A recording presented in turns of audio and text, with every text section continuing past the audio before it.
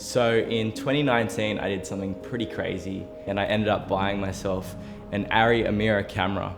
I was looking at high-end cameras to purchase for a few years. I've been working on the Blackmagic 4.6K, I've been working on the VariCam LT, and I was looking at either buying a Red, a VariCam, or an Arri Amira. The reason behind why I wanted an Arri camera was actually all about color.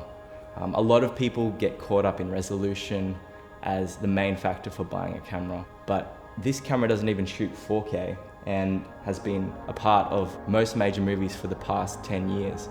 So for me, it wasn't actually about resolution why I bought this camera. It was literally about what the color science was doing and how it was rendering skin tones.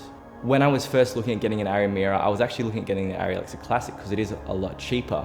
But the thing which prevented me from getting that camera was actually the fact that it didn't have built-in ND filters, which I found actually super practical while shooting on location, and also because it was almost double the weight. And I think this camera is heavy enough, and anything heavier than it would be really impractical using as a one-person shoot. I just love everything about this camera as far as form factor. It's a perfect weight to be on the shoulder. It's very easy to rig up. There's almost no accessories needed to get going for shooting. It's pretty much just a battery and a lens, and you're pretty much good to go.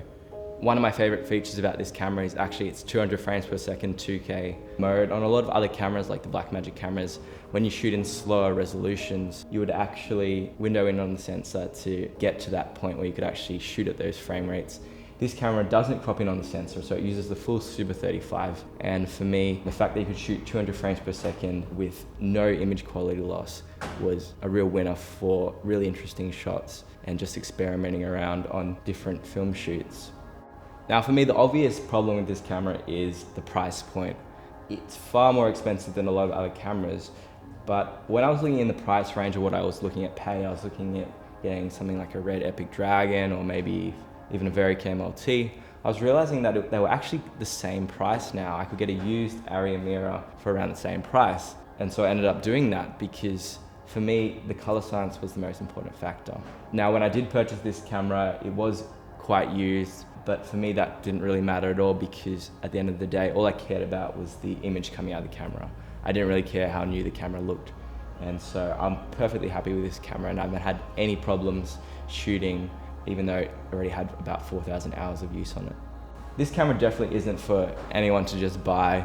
So if you have any questions about shooting on an Arri Amira, more reasons why I actually purchased the camera, and just anything about Arri cameras in general, then pretty much put a message in the comments and I'll see what I can do to answer them.